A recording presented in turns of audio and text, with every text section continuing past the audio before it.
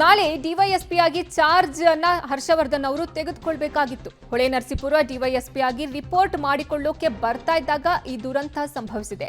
ಹಾಸನದ ಕಿತ್ತಾನೆ ಗಡಿ ಭಾಗದಲ್ಲಿ ಅಪಘಾತಕ್ಕೆ ಈಡಾಯಿತು ಪೊಲೀಸ್ ಜೀಪ್. ಅಪಘಾತದಲ್ಲಿ ತಲೆಗೆ ತೀವ್ರ ಪೆಟ್ಟಾಗಿದ್ದ ಪರಿಣಾಮ ರಕ್ತಸ್ರಾವ ಆಗಿದೆ. ಹಾಸನ ಆಸ್ಪತ್ರೆಯಲ್ಲಿ ಚಿಕಿತ್ಸೆ ಫಲಿಸದೆ ಐಪಿಎಸ್ ಹರ್ಷವರ್ಧನ್ ಸಾವನ್ನಪ್ಪಿದ್ದಾರೆ. ಪೊಲೀಸ್ ಅಕಾಡೆಮಿಯಿಂದ ಅವರು ಟ್ರೈನಿಂಗ್ ಅನ್ನ ಪಡ್ಕೊಂಡು ನಿನ್ನೆಷ್ಟೇ ಟ್ರೈನಿಂಗ್ ಅನ್ನ ಮುಗಿಸಿ ಬಂದಿರ್ತಾರೆ ಈ ಹರ್ಷವರ್ಧನ್. ಇವತ್ತು ಡಿವೈಎಸ್ಪಿ ಆಗಿ ಅವರು ರಿಪೋರ್ಟ್ ಮಾಡ್ಕೊಂಡು ಬರ್ತಾ ಇರುವಾಗ ಹೊಳೆನರಸೀಪುರಕ್ಕೆ ಅವರು ತೆರಳ್ತಾ ಇದ್ದಾಗ ಈ ಘಟನೆ ನಡೆದಿದೆ. ಹಾಸನದ ಕಿತ್ತಾನೆ ಬಳಿ ಈ ಘಟನೆ ಆಗಿರೋದು. ಹೊಳೆನರಸೀಪುರಕ್ಕೆ ಅವರು ಡಿವೈಎಸ್ಪಿ ಆಗಿ ರಿಪೋರ್ಟ್ ಮಾಡ್ಕೊಳ್ಳೋದಕ್ಕೆ ಅಂತ ಬರ್ತಿರ್ತಾರೆ. ಈ ವೇಳೆ ಈ ದುರಂತ ಘಟನೆ ನಡೆದಿದೆ.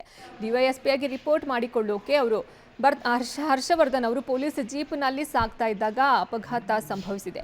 ಐಪಿಎಸ್ ವೃತ್ತಿ ಜೀವನದ ಆರಂಭದಲ್ಲೇ ವಿಧಿಯಾಟ ಆಗಿದೆ. ಹೊಳೆನರಸೀಪುರದಲ್ಲಿ ಅವರು ಡಿವೈಎಸ್ಪಿ ಆಗಿ ರಿಪೋರ್ಟ್ ಮಾಡ್ಕೊಳ್ಬೇಕಾಗಿತ್ತು. ರಿಪೋರ್ಟ್ ಮಾಡ್ಕೊಳ್ಳೋಕೆ ಅಂತ ಅವರು ತೆರಳ್ತಾ ಇದ್ದಾಗ ಈ ದುರಂತ ನಡೆದಿದೆ.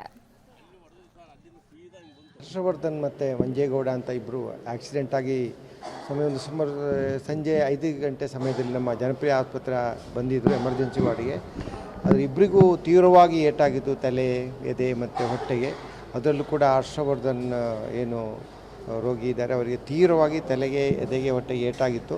ತಕ್ಷಣವೇ ನಾವು ಅವರಿಗೆ ಉಸಿರಾಡ್ತಾನೆ ಇರಲಿಲ್ಲ. ತಕ್ಷಣವೇ ನಾವು ಉಸಿರಾಡೋಂಗೆ ಟ್ಯೂಬೆಲ್ಲ ಹಾಕ್ಬಿಟ್ಟು ವೆಂಟಿಲೇಟರ್ಲ್ಲಿ ಹಾಕಿ ಮತ್ತು BPL ಹೋಗಿದ್ದಕ್ಕೆ ಔಷಧಿ ಎಲ್ಲ ಕೊಟ್ಬಿಟ್ಟು ನಾವು CT ಸ್ಕ್ಯಾನ್ ಮಾಡಿದ್ವಿ.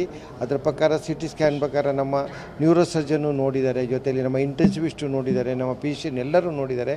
CT ಸ್ಕ್ಯಾನ್ ಪ್ರಕಾರನೂ ಕೂಡ ಅವರಿಗೆ ತೀವ್ರವಾಗಿ ಏಟಾಗಿದ್ದು ಕಂಡು ಬಂತು. ಅದೇ ಇವಾಗ ಎಲ್ಲ ರೀತಿಯ ಚಿಕಿತ್ಸೆಯನ್ನು ನಾವು ಕೊಟ್ಟು ಯಾವುದೇ ರೀತಿಯ ಶಸ್ತ್ರಚಿಕಿತ್ಸೆ ಮಾಡುವಂಥ ಯಾವುದೇ ಒಂದು ಏಟು ಇರಲಿಲ್ಲ. ಆದರೆ ತಲೆಗೆ ತುಂಬ ಏಟಾಗೋದ್ರಿಂದ ಅವ್ರಿಗೆ ತುಂಬ ತೊಂದರೆ ಆಗಿತ್ತು. ಆ ಮುಖಾಂತರ ಇಂಡೈರೆಕ್ಟ್ಲಿ ಅದು ಹಾರ್ಟು, ಹೃದಯಕ್ಕೆ ಅಲ್ಲಿಗೆ ಅದು ಸಮಸ್ಯೆ ಆಗಿಬಿಟ್ಟು ಕೆಲವೇ ಸಮಯಗಳ ಹಿಂದೆ ಅವರ ಹಾರ್ಟು ಕೂಡ ನಿಂತು ನಾವು ಇವಾಗ ಅವರ ಡೆತ್ತನ್ನು ಕೂಡ ನಾವು ಈ ಟೈಮಲ್ಲಿ ಡಿಕ್ಲೇರ್ ಮಾಡಿದ್ದೀವಿ. ಹೌದು, ಅವರು ಏನು ಪೊಲೀಸ್ ಆಫೀಸರ್ ಅಂತೆ. ಅದ್ರ ಬಗ್ಗೆ ನನಗೆ ಯಾವತ್ತು ಕಷ್ಟವಾಗಿ ಮಾಹಿತಿ ಏನಿಲ್ಲ. ಪೊಲೀಸ್ ಆಫೀಸರ್ ಅಂತ ಹೇಳ್ಬಿಟ್ಟು ಪಾಪ ಎಲ್ಲ ಪೊಲೀಸ್ ಅವ್ರಿಗೆ ಬೇಕಂದ್ರೆ ಎಲ್ಲ ಹೈಯರ್ ಆಫೀಸರ್ ಕೂಡ ಬಂದು ಅನೇಕ ವೈದ್ಯರ ಹತ್ರ ಮಂಗಳೂರು, ಬೆಂಗಳೂರು, ಮೈಸೂರಿಂದ ವಿವಿಧ ಕಡೆಯಿಂದ ವೈದ್ಯರನ್ನು ಕೂಡ ನಮಗೆ ಎಲ್ಲ ಸಲಹೆನೂ ಕೂಡ ಕೊಡಿಸಿದ್ರು, ಏನೇನು ಬೆಸ್ಟ್ ಮಾಡಬೇಕು ಅಂತೇಳ್ಬಿಟ್ಟು. ಬೇರೆ ಬೇರೆ ಆಸ್ಪತ್ರೆಯಿಂದ, ಬೇರೆ ಬೇರೆ ಊರಿಂದ ಎಲ್ಲನ ಅವರು ಪ್ರಯತ್ನಪಟ್ಟರು, ಎಲ್ಲ ಆಫೀಸರ್ಗಳು ಬಂದುಬಿಟ್ಟು. ಆದರೆ ಅದು ಏನೂ ಫಲಕಾರಿಯಾಗಲಿಲ್ಲ. ಈ ಬಗ್ಗೆ ಹೆಚ್ಚಿನ ಮಾಹಿತಿ ನೀಡ್ತಾರೆ ನಮ್ಮ ಪ್ರತಿನಿಧಿ ಶಶಿಧರ್ ಸಂಪರ್ಕದಲ್ಲಿದ್ದಾರೆ. ಶಶಿಧರ್, ಈಗ ಅವರ ಮರಣೋತ್ತರ ಪರೀಕ್ಷೆ ಆಯ್ತಾ? ಅವರ ಕುಟುಂಬಕ್ಕೆ ಯಾವಾಗ ಹಸ್ತಾಂತರ ಮಾಡ್ತಾರೆ ಮತ್ತೆ ಅವರ ಹುಟ್ಟೂರಿಗೆ ಯಾವ ರೀತಿ ಸಾಗಿಸೋಕೆ ವ್ಯವಸ್ಥೆಯನ್ನ ಮಾಡ್ಕೊಂಡಿದ್ದಾರೆ?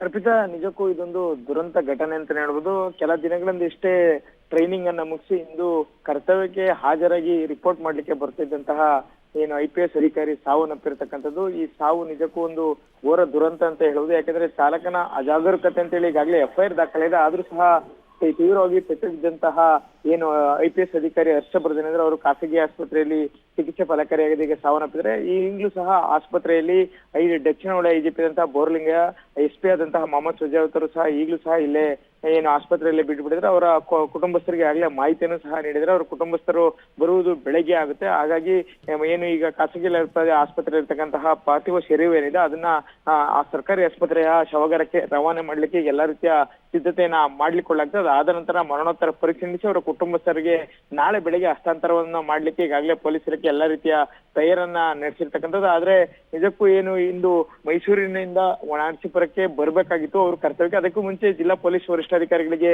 ಅವರು ರಿಪೋರ್ಟ್ ಅನ್ನ ಮಾಡ್ಕೊಳ್ಬೇಕಿತ್ತು. ಆ ಸಂದರ್ಭದಲ್ಲಿ ಅಪಘಾತ ಸಂಭವಿಸಿದೆ. ಈಗಲೂ ಸಹ ಪೊಲೀಸ್ ಅಧಿಕಾರಿಗಳು ಏನು ಖಾಸಗಿ ಆಸ್ಪತ್ರೆಗೆ ಸಾವನ್ನಪ್ಪಿದ್ರು ಅಲ್ಲಿ ಸಹ ಅಲ್ಲೇ ಮೊಕಮನ್ನ ಹೂಡಿದ್ದಾರೆ. ಈಗ ಅವ್ರ ಕುಟುಂಬಸ್ಥರು ಈಗಾಗಲೇ ಅಲ್ಲಿ ಮಧ್ಯಪ್ರದೇಶ ಏನ್ ಮೂಲತ ಇದೆ ಅಲ್ಲಿಂದ ಹೊರಟಿದ್ದಾರೆ.